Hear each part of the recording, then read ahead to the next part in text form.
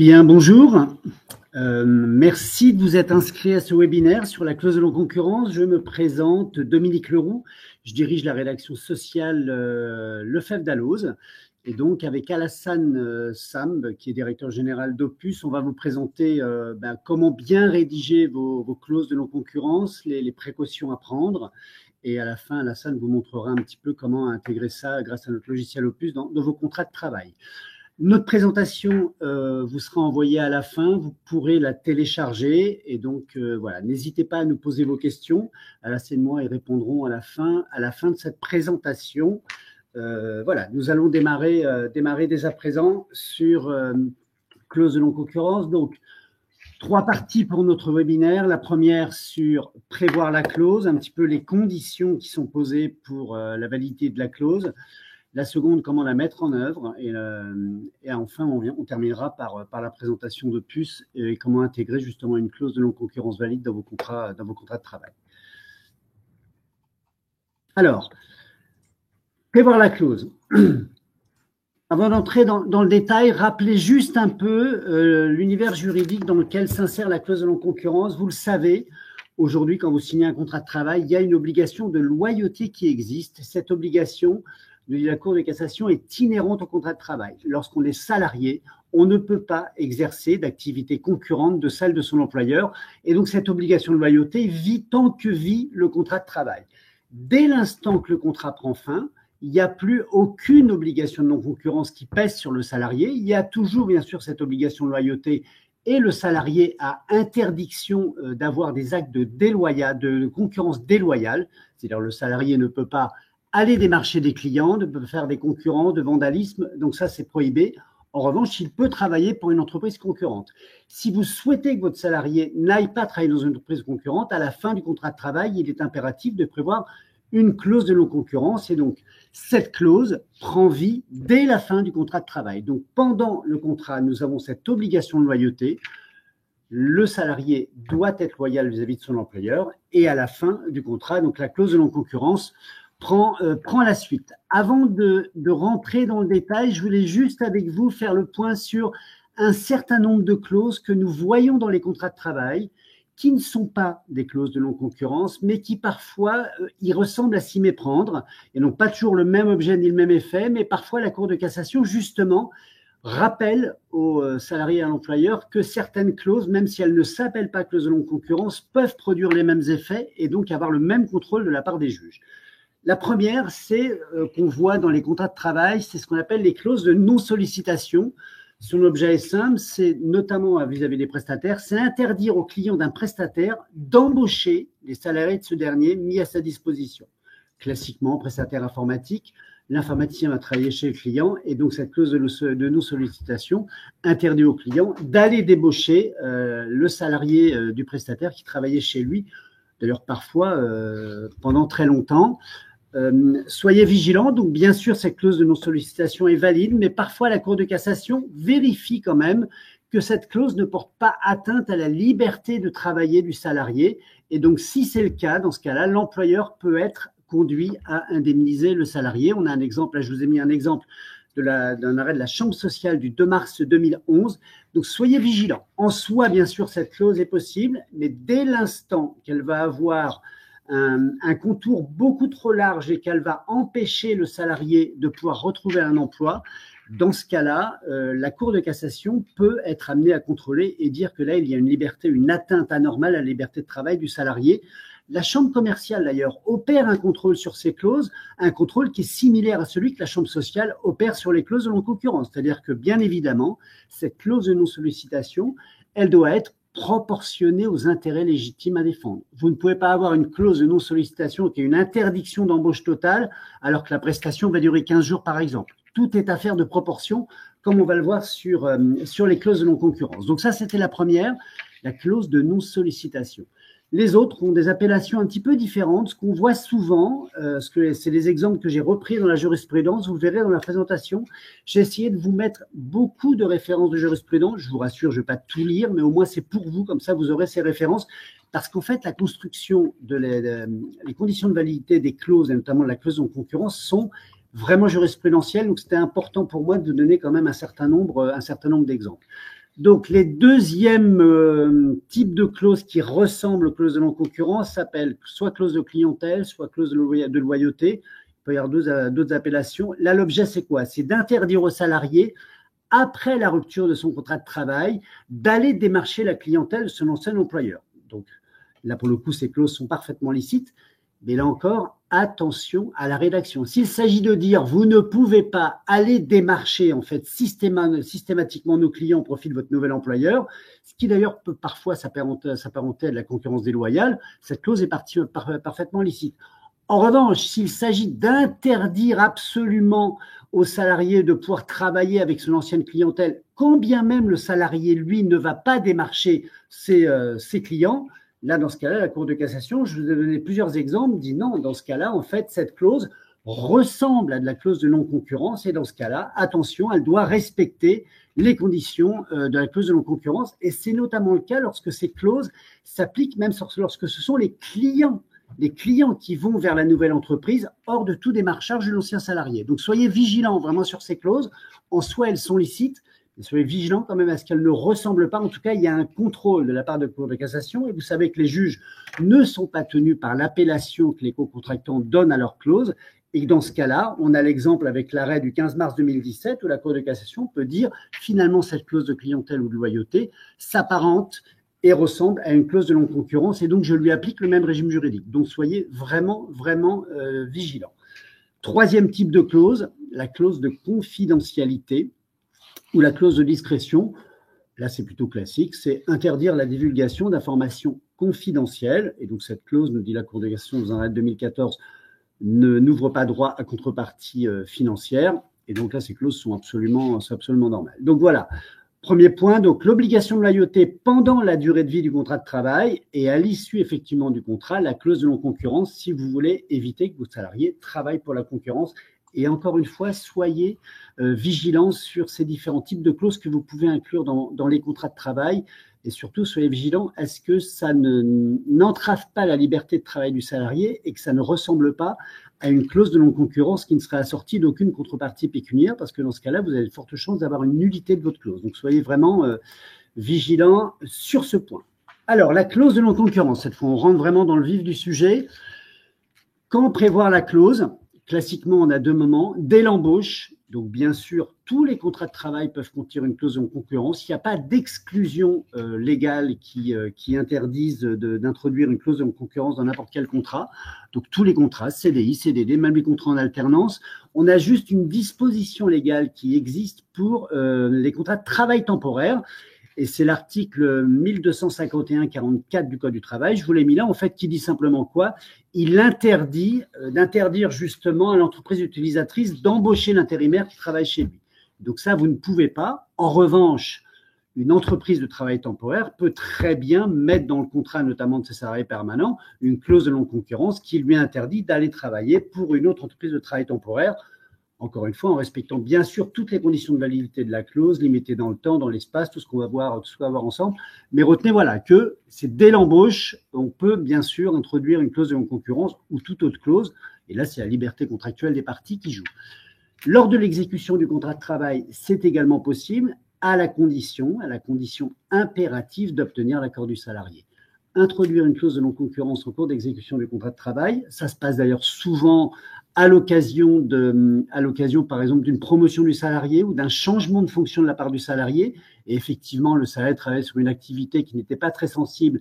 Il est promu ou il travaille sur une nouvelle fonction, sur une nouvelle activité qui est beaucoup plus sensible. Et dans ce cas-là, on intègre à son contrat une clause de non-concurrence. Ça, c'est possible, mais ça s'apparente juridiquement à une modification du contrat de travail. Donc, vous devez impérativement obtenir l'accord du salarié, l'accord écrit du salarié. Vous ne pouvez pas lui imposer cette clause en cours de contrat. L'autre élément important quand vous allez prévoir une clause de non-concurrence, c'est de respecter les dispositions conventionnelles de branche. Vous le savez, un certain nombre... Alors, au sein du dictionnaire permanent des conventions collectives que nous avons ici au sein de la rédaction, on a à peu près 200 dispositions de branche, 200 conventions collectives qui prévoient des dispositions sur la clause de non-concurrence. Donc, soyez extrêmement vigilants, vérifiez bien au préalable ce que dit votre accord de branche sur les conditions et les limites que l'accord de branche pose à la validité de la clause, parce que parfois, la branche va limiter en fait le champ territorial, excusez-moi, va limiter le champ fonctionnel, dire effectivement la clause de non-concurrence n'est possible que pour tel type d'emploi, n'est possible que pour tel champ géographique, donc vous ne pouvez pas dépasser cette durée. Donc soyez vigilants. Regardez bien ce que prévoient vos accords de branche. Le conseil que je vous donne, c'est vraiment d'insérer dans le contrat de travail une clause qui peut vivre en soi, qui peut vivre en tant que telle, c'est-à-dire qui est suffisamment précise. Donc, la plupart des conventions de branche renvoient au contrat le soin de préciser la clause. Et donc, ils donnent quelques éléments un peu généraux et disent ça doit être précisé. On a des accords de branche qui sont très, très précis. Et d'ailleurs, je vous ai mis ici un exemple d'un arrêt du 23 novembre 2010 qui admet dans ce cas-là que le contrat puisse se contenter de se référer à l'accord de branche. Et la Cour de cassation a admis cet exemple sur la CCN des entreprises d'expertise. D'ailleurs, notez qu'au passage, maintenant, cette disposition de la CCN a été supprimée. Mais le conseil que je vous donne, c'est quand même d'insérer dans le contrat de travail une clause qui se suffit en elle-même, c'est-à-dire qui est suffisamment précise, qui est écrite et qui est précise et qui, justement, définit tous les critères. Quand bien même, d'ailleurs, vous répétez ce qu'a dit la convention de branche, c'est pas plus mal que vous ayez vraiment tout dans le contrat de travail. Mais retenez que cet arrêt vous permet, si la convention de branche est très précise sur les différents critères, de renvoyer. Moi, je vous conseille plutôt de le tout mettre dans le contrat de travail. Donc, les conditions de validité. Je vous l'ai dit tout à l'heure, la loi ne dit rien. La loi est absolument muette sur les clauses de non-concurrence, comme un certain nombre de clauses ailleurs, et donc les critères sont jurisprudentiels. La Cour de cassation, maintenant, on a les différents critères que je ne vous mette là, et la Cour de cassation nous dit bien que ces conditions sont cumulatives. Donc, pour être valable, une clause de non-concurrence doit être précise, je viens de vous en parler, et écrite. Elle est forcément écrite dans le contrat de travail. Elle doit être indispensable à la protection des intérêts de l'entreprise. On va revenir. Elle doit être limitée dans le temps et dans l'espace. Elle doit bien sûr tenir compte des spécificités de l'emploi du salarié et elle doit, depuis 2002 maintenant, comporter une contrepartie financière. Ces critères, nous dit la jurisprudence, s'apprécient à la date de conclusion de la clause. C'est au moment de la conclusion de la clause que ces conditions s'apprécient et donc au moment où vous insérez la clause dans le contrat de travail, vous devez impérativement veiller à respecter ces cinq conditions. Bien évidemment, on en a parlé tout à l'heure, la clause doit être acceptée par le salarié. Alors, je vous ai mis cet exemple de cet arrêt de 2020. Les faits étaient un peu rocambolesques puisque là, on avait un salarié qui n'avait pas signé son contrat de travail et donc ça lui permettait de dire je n'ai pas respecté la clause et en plus, l'employeur de son côté avait perdu son exemplaire de sorte que les juges n'ont pas pu établir de façon claire que la clause ait été acceptée par le salarié. Bon, la situation de fait est très particulière, mais voilà, je vous l'ai mis pour bien vous montrer que cette clause doit être acceptée, ça veut dire le contrat signé. Et dès l'instant que le salarié a signé son contrat de travail, bien sûr, il a accepté les différentes clauses que le contrat contient. Mais voilà, je vous ai juste mentionné cet arrêt de 2020 qui est très particulier, j'en conviens. Première condition très importante, la protection des intérêts légitimes de l'entreprise. La clause doit protéger un risque réel pour l'entreprise. Ça veut dire quoi concrètement? Ça veut dire que vous ne pouvez pas insérer une clause de non-concurrence pour tous vos salariés et pour n'importe quel contrat de travail, pour n'importe quelle fonction dans l'entreprise plutôt. Donc la clause ne peut viser que des salariés dont les connaissances, là je vous ai mis techniques, financières, commerciales, il peut y en avoir d'autres, ça peut être informatique, pourraient causer un préjudice si elles étaient mises au service d'un concurrent. Donc vous devez pouvoir justifier de l'intérêt de la clause, de dire effectivement, ce salarié, on a mis une clause de non-concurrence dans le contrat de travail de ce salarié pour protéger effectivement nos intérêts vitaux. Vous n'êtes pas obligé dans la clause, justement, nous dit la Cour de cassation, de préciser les intérêts légitimes à préserver. Ça, c'est un arrêt de 2021 qui le rappelle. En revanche, vous devez impérativement définir l'activité visée par la clause. Donc ça, c'est important. Ce n'est pas une clause sur l'activité générale de l'entreprise, c'est compte tenu des fonctions du salarié et de son activité dans l'entreprise que vous avez inséré cette clause. Fondamentalement, les juges, que vont-ils rechercher? Ils vont rechercher si la clause n'empêche pas le salarié d'exercer une activité professionnelle. Je vous ai mis ici quelques exemples, il y en a bien sûr beaucoup et je ne pouvais pas vous faire toute une revue de jurisprudence, ça aurait été trop fastidieux. Je vous ai quand même remis cet arrêt de 92 qui était un arrêt à l'époque assez important sur le fameux laveur de vitres où effectivement on avait un laveur de vitres qui avait une clause de non-concurrence de 4 ans et donc effectivement les juges avaient dit à l'époque il n'est pas nécessaire. Là pour le coup, vous voyez la protection des intérêts légitimes de l'entreprise, il n'y avait aucune légitimité à interdire à un laveur de vitres d'aller travailler pour un concurrent, en tout cas pour une durée aussi importante que 4 ans.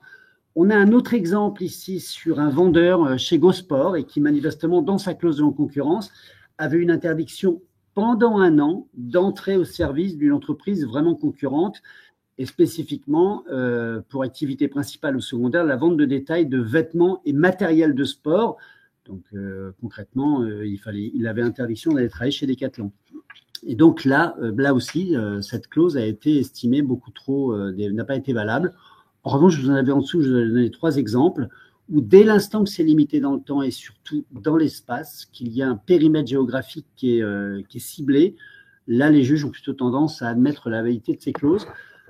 Alors, soyez vigilants parce que parfois, c'est vrai que moi, je regarde certaines clauses, je les trouve très étendues dans le temps et dans l'espace et la Cour parfois admet leur validité. Donc, c'est assez compliqué. On est vraiment sur une affaire de casuistique et c'est assez compliqué de vous donner des critères très précis. En tout état de cause, là, sur un garçon de café, par exemple, quand vous reprenez l'exemple au-dessus du laveur de vitres, vous voyez, on avait une clause seulement d'1 an et qui était seulement sur le périmètre autour duquel l'établissement était implanté. En l'occurrence, c'était autour de Maubeuge, où on avait, par exemple, pareil, pour un VRP commerce de gros de pièces détachées, c'était une clause de 2 ans, là aussi dans les départements.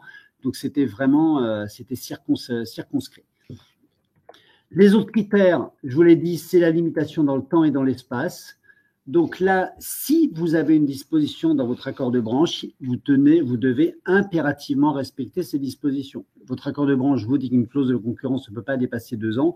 Il vous est interdit de avoir une interdiction de 3 ans. Donc vous êtes tenu par les décisions de branche. Dès l'instant que la branche ne vous fixe pas de limite dans le temps et dans l'espace, là, vous retrouvez toute latitude, encore une fois, dès l'instant que vous respectez toutes les conditions et que vous n'entravez pas la liberté de travail du salarié. Donc, soyez vraiment quand même très précautionneux et évitez d'avoir des durées de limitation dans l'espace et dans le temps qui sont trop importantes ou en tout cas qui seraient disproportionnées surtout au rôle du salarié et à ses fonctions dans l'entreprise. Soyez vraiment très vigilants sur ce point-là. Autre point important, la clause ne peut pas être renouvelée par l'employeur seul. On vient d'avoir un arrêt assez important du 13 septembre 2023 qui le dit clairement. Là, en l'occurrence, on avait une clause qui était valable 1 an, renouvelable par l'employeur seul. La Cour de cassation dit non. Une clause qui est renouvelable par l'employeur seul est nulle.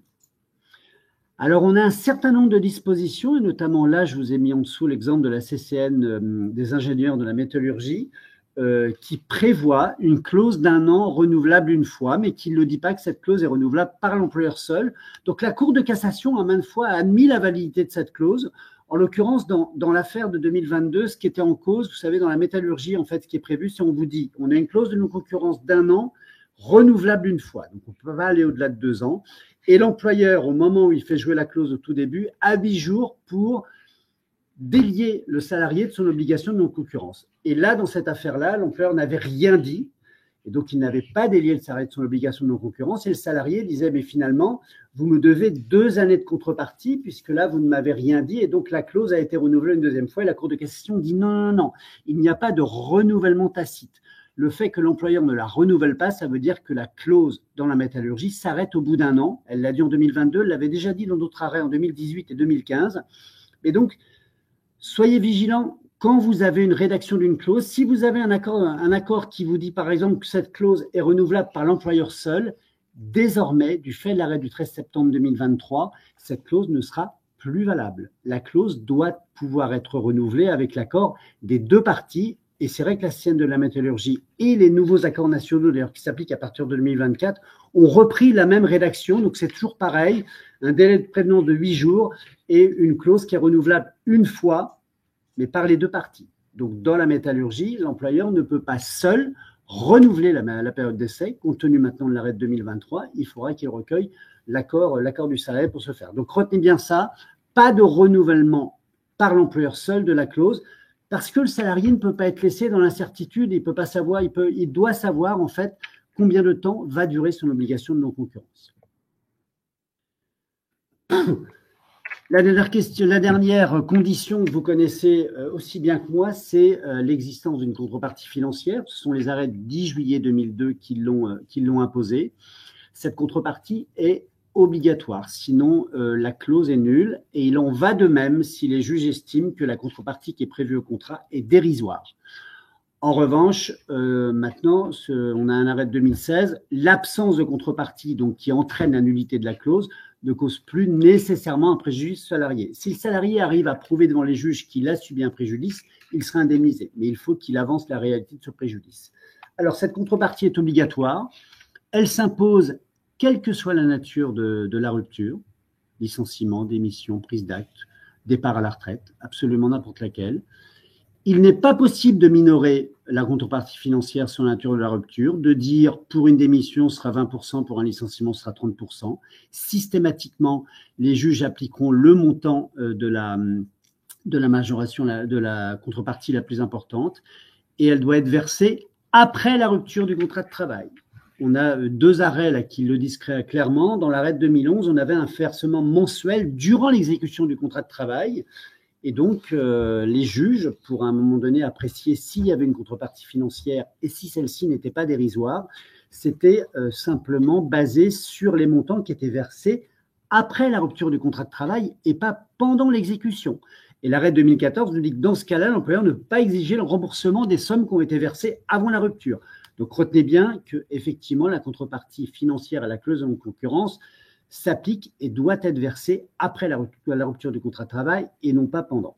Et enfin, cette contrepartie a la nature de salaire. Alors, je vous ai mis en dessous une proposition. Vous savez qu'Avocial, c'est donc une association qui regroupe les avocats en droit social spécialisés dans la défense des entreprises. Avocial a remis un certain nombre de propositions pour modifier le Code du travail et parmi ces propositions, il y en a deux qui concernent la clause de non-concurrence et donc, finalement, Avocial, ce qu'elle demande, c'est d'inscrire dans le Code du travail un certain nombre de règles pour faciliter justement, pour donner un cadre légal à la clause de non-concurrence. Et donc, Avocial propose une contrepartie égale au minimum à 25% la moyenne des rémunérations du salarié.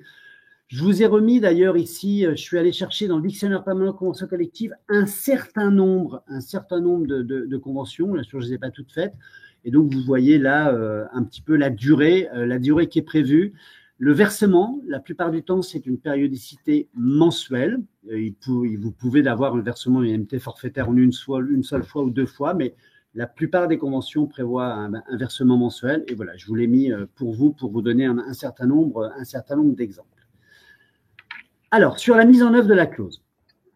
L'application de la clause, je vous l'ai dit tout à l'heure sur la contrepartie financière, vous ne pouvez pas distinguer, en fait, si vous prenez une clause pour tous les cas de rupture, vous versez la même contrepartie à tous les cas de rupture. En revanche, il vous est possible, vous, de limiter l'application de la clause à des cas de rupture précis. C'est-à-dire que vous ne faites jouer la clause de non-concurrence qu'en cas de licenciement, voire de licenciement pour faute grave, ou au seul licenciement disciplinaire.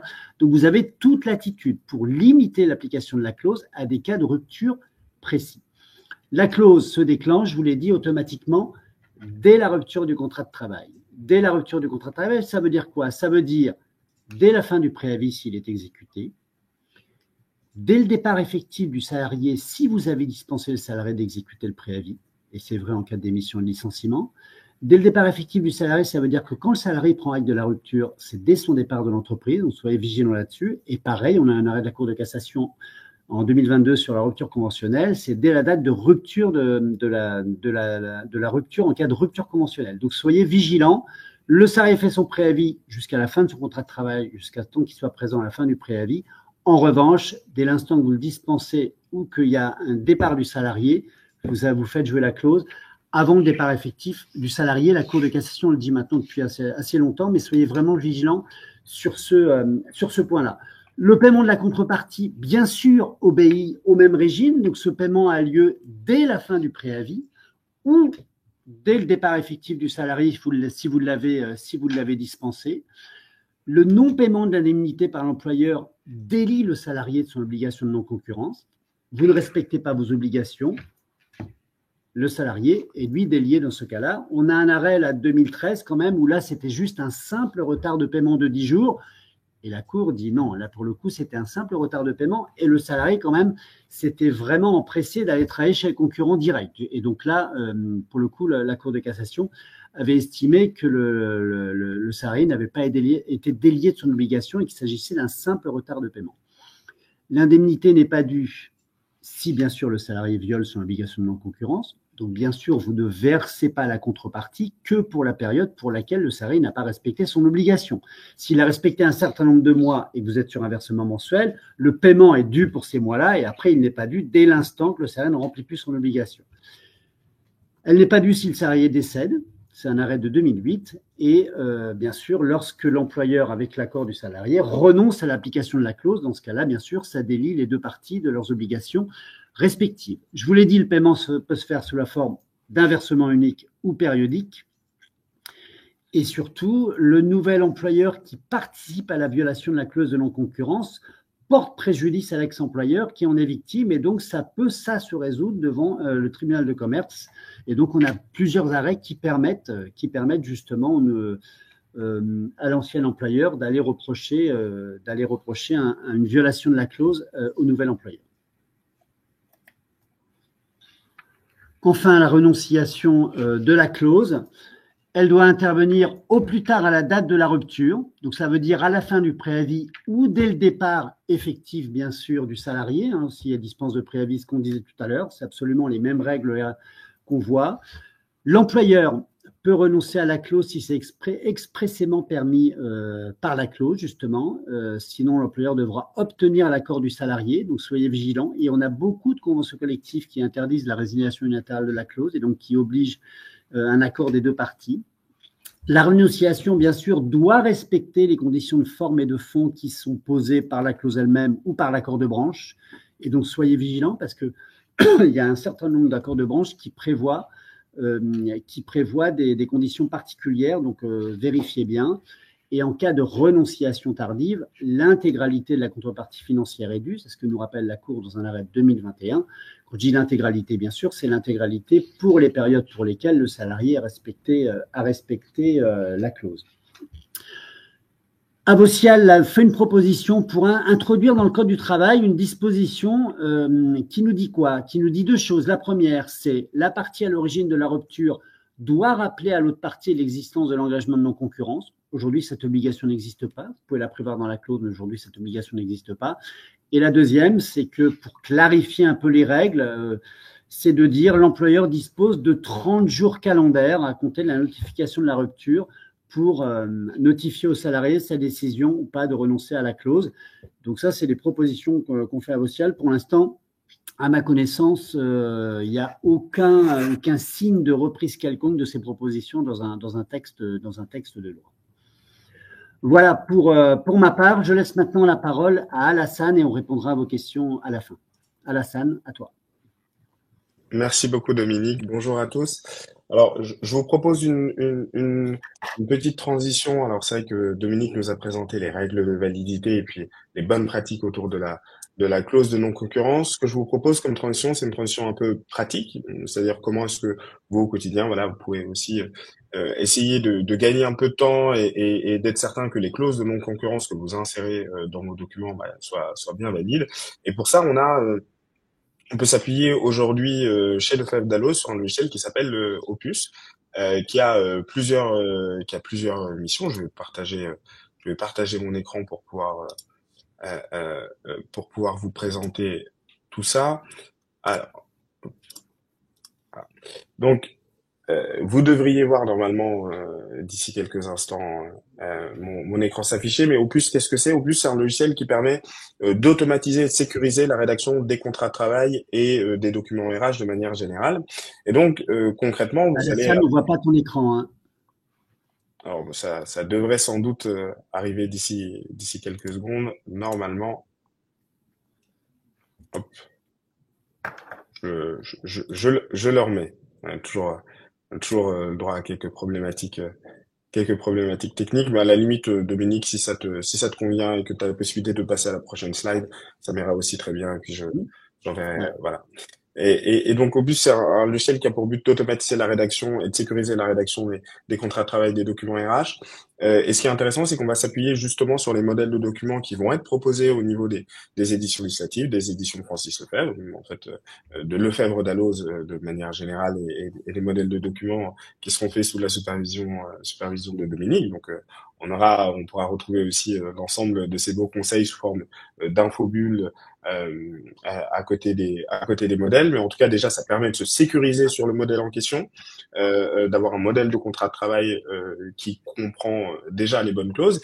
Et puis il y a ces clauses particulières qu'on a envie sans doute de rajouter au fur et à mesure du temps. Et pour ça, on a des outils très simples, dont un qui est particulièrement intéressant et que je souhaiterais vous présenter là maintenant. Donc pour le coup, je relance le partage d'écran et euh, on devrait assez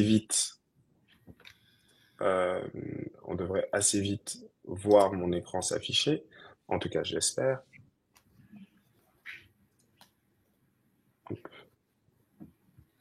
De mon côté, le partage est lancé. Bah écoutez, ça semble pas nécessairement ici fonctionner, mais je vais vous en faire le résumé et essayer d'être le plus graphique possible. On va le faire comme ça. J'essaie d'être le plus graphique possible. Alors, qu'est-ce qu'on peut retrouver dans Opus qui nous aide en tout cas par rapport à la clause de non-concurrence? Bon, déjà, on a accès à une base de données de clauses, qui est une base de données Lefebvre Dalloz. Encore une fois, les rédactions de Dominique ont bien travaillé pour proposer, au-delà des modèles, des petites clauses unitaires qu'on va pouvoir venir intégrer dans nos documents. Donc on va y retrouver notamment des clauses de non-concurrence qu'on va pouvoir tout simplement venir glisser et déposer dans les documents qu'on est en train de rédiger. Puisque Opus nous permet de rédiger le document, on peut y intégrer des clauses supplémentaires, des clauses de mobilité, mais aussi notamment des clauses de non-concurrence. Et ce qui va être intéressant, c'est que, au-delà du fait que les clauses de non-concurrence, on va pouvoir avoir plusieurs exemplaires à chaque fois, vont respecter les conditions de validité. On aura les champs qui seront déjà prêts pour qu'on puisse venir indiquer la limitation, la zone géographique sur laquelle elle s'applique, la durée de validité dans le temps, qu'on puisse aussi venir cibler les activités. Donc ça, déjà, ça permet à la personne qui rédige, même si elle n'est pas tout à fait au fait de l'ensemble des éléments que Dominique nous a partagés tout à l'heure, de pouvoir les indiquer et de pouvoir le faire assez simplement. Et puis derrière, on a autre chose avec Opus qui est intéressant, c'est qu'on peut faire un lien avec les conventions collectives. Et il y a dans Opus quelque chose qui est très simple, c'est une volonté à la construction de faire en sorte que la documentation, l'information, elle soit jamais très loin de la personne qui est en train de rédiger. Et comment est-ce qu'on va faire cela? En fait, tout simplement en ayant des renvois à la convention collective, et pas à n'importe quel endroit, directement au passage qui intéresse la clause en cours de rédaction. Et je vois ici que mon écran a commencé à s'afficher, donc je vais pouvoir, au-delà d'être graphique, vraiment illustrer mon propos jusqu'au bout et vous montrer en fait comment c'est assez simple. Ici, typiquement, je vais pouvoir aller chercher. Donc là, on est vraiment dans le logiciel de rédaction d'Actopus. Donc on voit les clauses qui composent le document. On voit le document qu'on est en train de rédiger au centre, donc ici un contrat de travail. Et on va pouvoir tout simplement ici dire, là, je vais pouvoir aller rechercher une clause de non-concurrence. Alassane, on le voit toujours pas. Enfin, en tout cas, moi, je le vois pas ton écran. Hein. Ah je le vois je le vois sur le live. Donc j'avais espéré qu'on soit tous dans le Ouais, je même suis cas. désolé.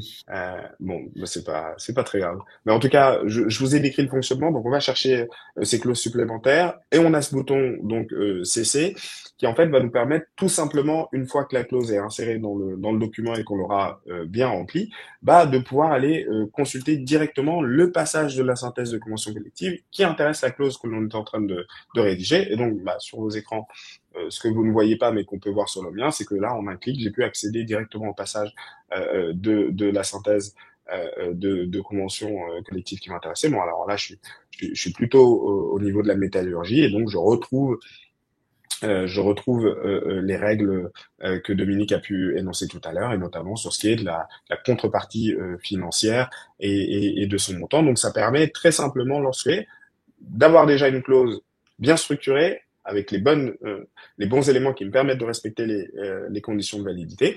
Et puis de l'autre côté, d'avoir accès à la convention collective et de pouvoir aller vérifier en direct si elle a des dispositions qui sont prévues par rapport à qui vont être prévues par rapport à la clause de non-concurrence, et de pouvoir aller regarder le détail de ces dispositions-là. Voilà.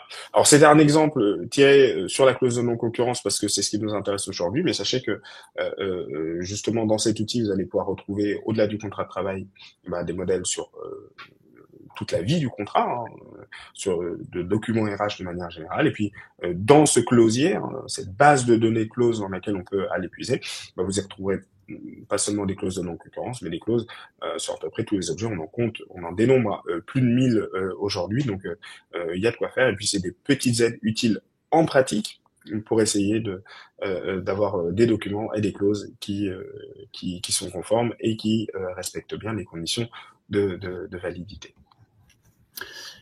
Alassane, merci beaucoup. Donc, on va essayer de répondre à quelques questions. Alors, sachez qu'on va recueillir l'ensemble de vos questions.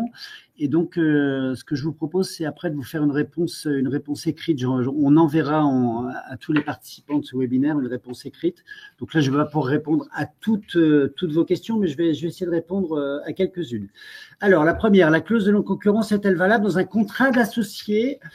Alors, je répondrai a priori oui, il faut juste que je vérifie, mais je ne vois pas ce qui l'empêcherait. On est sur une mécanique purement contractuelle, donc la clause en concurrence dès l'instant qu'elle est acceptée par les deux parties au contrat.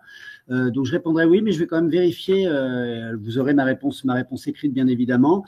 Combien de temps dure la clause de non-concurrence ? Il n'y a pas de durée définie, je vous l'ai dit. Ce que vous imposent les tribunaux, c'est qu'elle soit limitée dans le temps. Donc, on ne peut pas dire en tant que tel qu'une clause qui dépasse 4 ans est illicite et une autre qui dépasserait 3 ans. Ça va vraiment dépendre du périmètre géographique, ça va dépendre des fonctions du salarié, ça va dépendre des intérêts que vous voulez protéger au sein de l'entreprise. Donc, c'est vraiment des critères qui sont cumulatifs.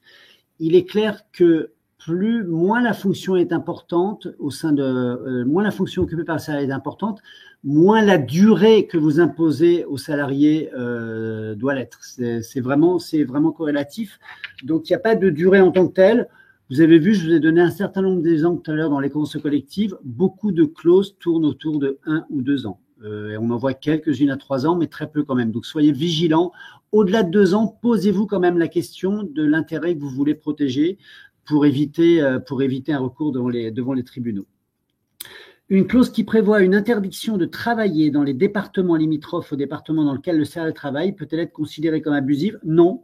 En tant que telle, non. Encore une fois, ça va dépendre si effectivement on est sur un métier qui n'existe que dans ces départements-là. Dans ce cas-là, la clause sera considérée abusive.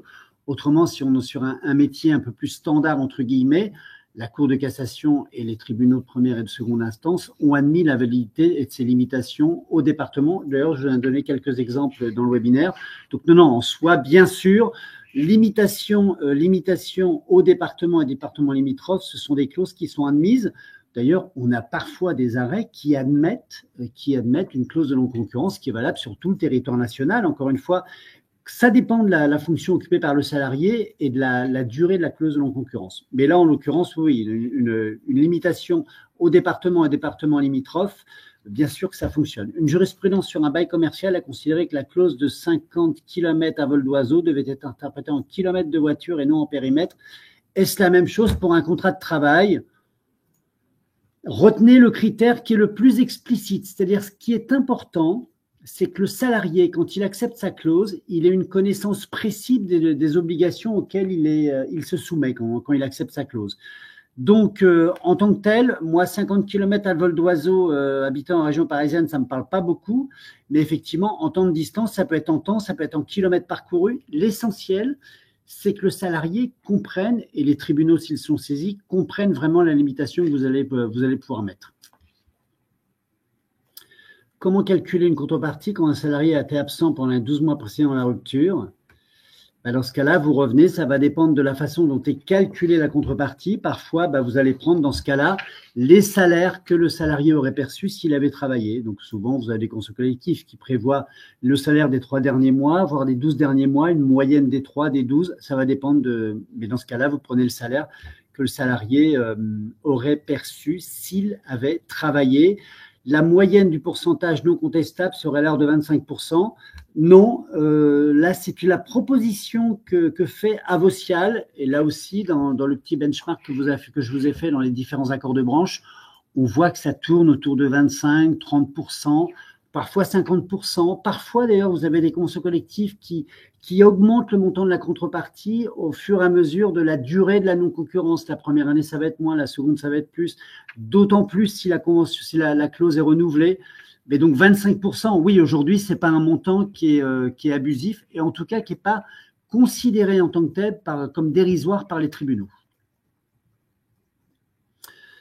Peut-on arrêter le versement d'une indemnité? Ben oui, dans la mesure où vous renoncez et vous déliez le salarié avec son accord. Encore une fois, je vous l'ai dit, parfois la renonciation doit être admise par les deux parties. Donc ça va dépendre de la façon dont est rédigée votre clause et votre accord de branche. Mais oui, vous pouvez dans ce cas-là, effectivement, délier le salarié de son obligation. Donc bien sûr, le salarié peut travailler pour une entreprise concurrente.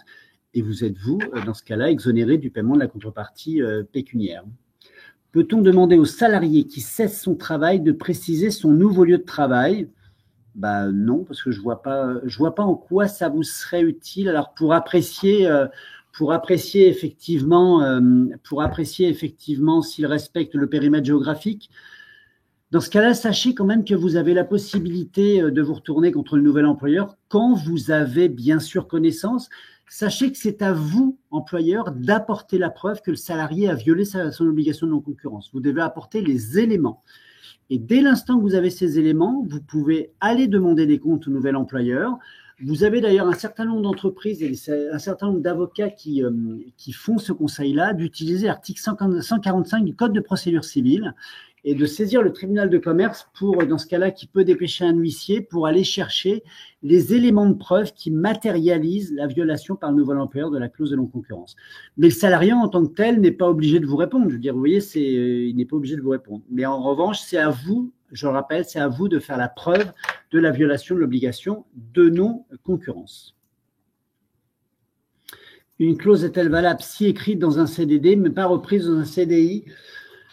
Alors, on a eu de la jurisprudence là-dessus, effectivement, un peu fluctuante, où on admet que c'est le même contrat qui se poursuit. Moi, je vous conseille vraiment impérativement, vous avez une clause dans un CDD, CDD prend fin, vous gardez le salarié en CDI, remettez une clause de non-concurrence dans le CDI. Vraiment, c'est le conseil que je vous donne et ne partez pas du principe. C'est normalement un autre contrat de travail, donc la clause qui était prévue dans le CDD n'est pas valable dans le CDI, donc vraiment mon conseil, rédiger une clause de non-concurrence, quitte à ce que ce soit la même d'ailleurs, hein, mais mettez-le après dans le CDI. Le paiement unique peut-il se faire en fin de la durée de la clause de non-concurrence? La réponse est oui. De toute façon, si c'est un versement unique, vous devez impérativement le verser, ce que je disais tout à l'heure, soit à la fin du contrat de travail, soit dès le départ effectif du salarié. Hein. Ça, vous êtes vraiment tenu, parce que si vous ne versez pas la contrepartie pécuniaire, le salarié de son côté, lui, est délié de son obligation de non-concurrence. Que devient la clause en cas d'abandon de poste? Très bonne question. Vous le savez, dans ce cas-là, la clause joue. Le salarié a abandonné son poste. Donc, vous le savez comme moi, dans ce cas-là, il y a le fameux délai de 15 jours. Le salarié quitte l'entreprise. Donc, dès l'instant qu'il a quitté l'entreprise, qu'il ne revient pas, vous faites jouer la clause de non-concurrence à l'issue du délai de 15 jours. Vous vous souvenez du mécanisme de l'abandon de poste, hein, où vous pouvez présumer le salarié démissionnaire. Vous l'enjoignez de reprendre son poste au plus tôt dans un délai de 15 jours, et s'il ne revient pas, effectivement, il est réputé démissionnaire. Faites jouer la clause, ou dans ce cas-là, levez la clause impérativement à la fin de ces 15 jours. On reprend la même règle que je vous ai précisée tout à l'heure, c'est dès le départ effectif du salarié. Donc là, en matière d'abandon de poste, on applique absolument la même règle.